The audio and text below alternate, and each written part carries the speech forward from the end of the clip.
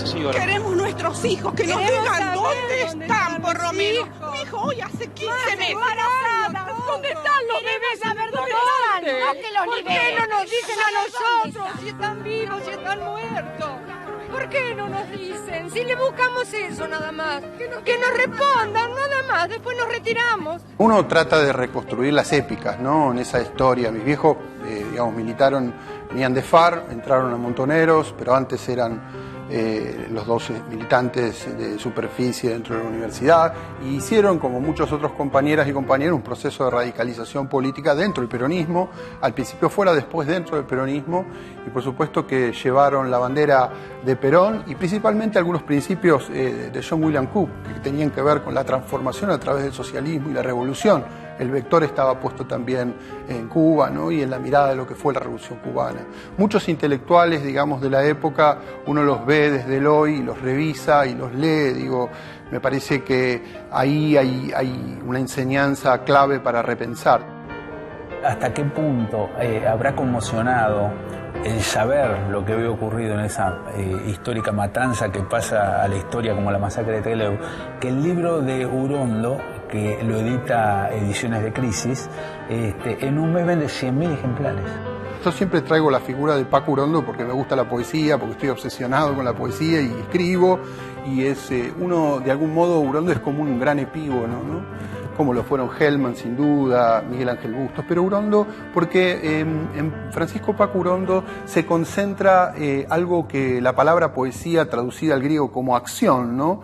Tiene que ver con esa confluencia entre la palabra y el cuerpo, y la entrega absoluta entre la palabra y cuerpo, en esa épica, por una transformación. Él muere en Mendoza en una situación compleja, pero de absoluta entrega como militante revolucionario, poeta de Montoneros. Me parece que la reconstrucción de esa historia, la figura de Urondo, nos puede servir a muchos que pensamos la figura de un militante revolucionario y el uso de sus palabras.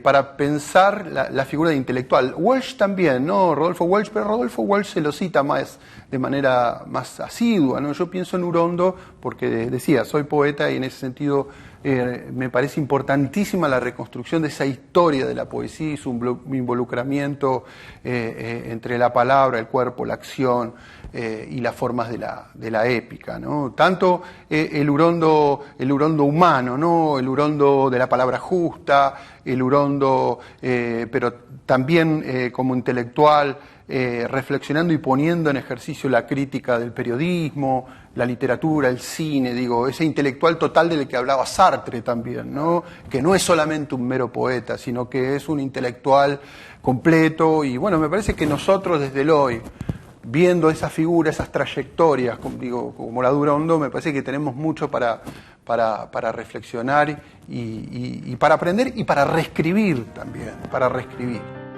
El plan de exterminio llega bajo el título de Proceso de Reorganización Nacional, cuando una mayoría ciudadana discutía otra lógica política y cultural que desanudara los mandatos de sometimiento del gran capital. Me parece central la resignificación porque no puede haber un corte y después. Digamos, uno construye política pensando en sus antecesores y no, hacer un parricidio con nuestros padres, no, más allá del sacrilegio, me parece que es de algún modo un ejercicio de la contramemoria o del olvido, que era justamente lo que la dictadura buscó, que nosotros cortemos con esa generación, no la miremos.